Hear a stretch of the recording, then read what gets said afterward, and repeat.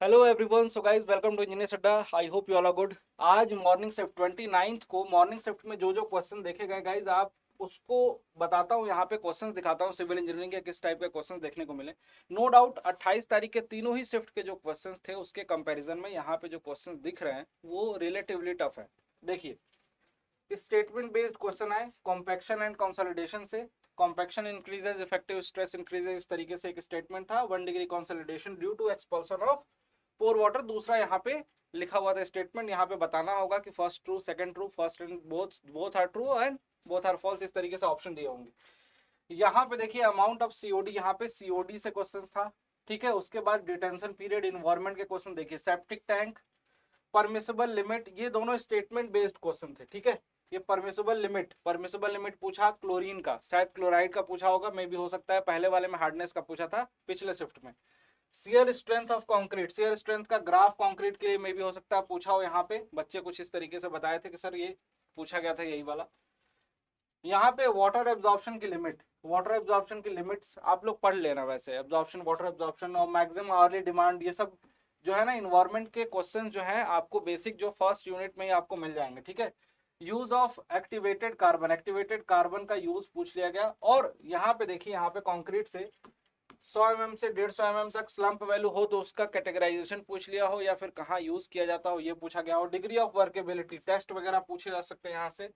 आगे बात करते हैं अगर, तो गामा ड्राई का फॉर्मूला और फिक्स्ड बीम दे के यूडीएल लगा के यहाँ पे मूवमेंट एट एंड, एंड पे मूवमेंट सैगिंग हॉगिंग किस नेचर की है ये पूछा गया होगा, या फिर मूवमेंट की वैल्यू पूछी गई होगी। Find shear stress and maximum strain, कोई डायग्राम देके सेंट्रिक लोडिंग लगा के उसमें पूछा गया था। और सोम का एक क्वेश्चन था ई के और म्यू और जी में रिलेशन। तो ये बेसिक फॉर्मूले, इसमें 3-4 फॉर्मूले हैं, आपको याद होंगे। ई के में पूछ सकता है, ई के म्यू जी में रिलेशन पूछ सकता है। ठीक है, तो ये आप लोग देख लीजिएगा। उसके बाद अगर बात करें तो देखिए यहाँ पे मैच दी कॉलम था। ठीक है, यहाँ पे आपको टाई, हैंगर, टाई बार, सैग रॉड, ये इसको मैच करना था। कहाँ पे यूज किया जाता है, बालकनी यहाँ पे लिखा है, बिल्डिंग के यहाँ पे लिखा हुआ है कि to support the purlin great arches, इस तरीके से क्वेश्चन थे। टफ इसीलिए बोल रहा हूँ गाइस। देखो, पहले वाले शिफ्ट में मैंने ये देखा कि सेक्शन था उसके बीच में से निकाल लिया गया। यहाँ पे बच्चे ने बताया कि नहीं सर ये बीच में से नहीं था, ये साइड से निकाला गया। अब देखो, इसमें डिपेंड करता है कि किस एक्सिस के अबाउट पूछा गया। अगर वाई एक्सिस के अबाउट मोमेंट ऑफ इनर्शिया पूछा गया है तब क्वेश्चन अलग तरीके से सॉल्व होगा। एक्स एक्सिस के अबाउट पूछा गया है तो अलग तरीके से सॉल्व होगा। आपको इसको पता है कि एक्स एक्सिस के अबाउट पूछा गया तो इसका निकाल लो, इस एक्सिस के अबाउट निकलेगा, और इस पूरे वाले का निकाल लो। उसके बाद क्या करेंगे हम लोग, सब ट्रैक कर देंगे। लेकिन वाई एक्सिस के अबाउट पूछा जाएगा तो क्या करेंगे, इस एक्सिस के अबाउट निकालेंगे, इस एक्सिस के अबाउट निकलेगा, इसको पैरेलल एक्सिस थ्योरम से शिफ्ट करेंगे, फिर सब्सट्रैक्ट करेंगे, फिर घटाएंगे हम लोग। ठीक है, तो यहाँ पे ये शेप था। इसकी रेडियस जो थी आर थी, और इसकी रेडियस 2r थी, इसकी रेडियस 2r थी। ठीक है, इस तरीके का क्वेश्चन था। आर रेडियस का था, 2r रेडियस का था, मे भी हो सकता है कि r/2 और r हो। ठीक है, वो आप लोग देख सकते हो।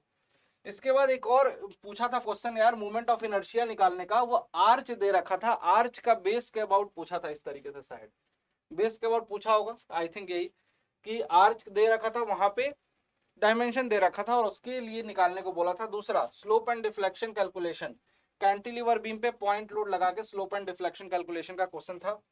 और आगे बढ़े अगर, तो देखो यहाँ पे एल इफेक्टिव थ्योरेटिकल वैल्यू पूछ लिया था, बोथ एंड फिक्स होंगे तो 0.5 L आप लोग को पता है। ठीक है, और यहाँ पे रिकमेंडेड वैल्यू पूछा जाता तो 0.65L आपको पता है। Maximum value of unsupported length of column, column की maximum value of unsupported length, unsupported length की मैक्सिमम वैल्यू, जो आप लोग कॉलम में पढ़ते हो, बीम के लिए भी पढ़ लेना है ना, 25B और कॉलम के लिए 60B, इस तक पढ़ते हो ना, 100B²/d, बीम कॉलम दोनों ही पढ़ लेना, ये इंपॉर्टेंट है आरसीसी का क्वेश्चन। ठीक है, साउंडनेस टेस्ट से रिलेटेड क्वेश्चन आया था, साउंडनेस टेस्ट से रिलेटेड भी क्वेश्चन आए थे। आगे बढ़े तो देखो, एक सर्वेइंग का बड़ा प्यारा क्वेश्चन लगा मुझे। चेन 20 मीटर की देके बोला गया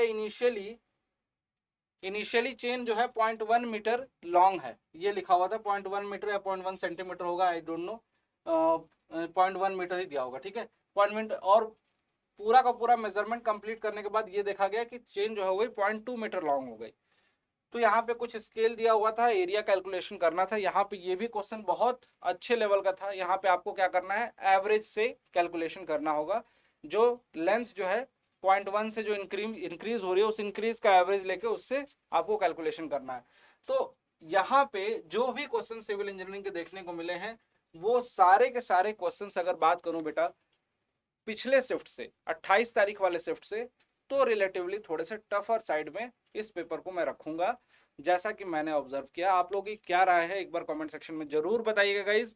और बाकी जो बच्चे नेक्स्ट शिफ्ट में जा रहे हैं, जो बच्चे 1 तारीख को देंगे एग्जामिनेशन, उन सभी के लिए all the best. Thank you so much everyone, bye bye and take care.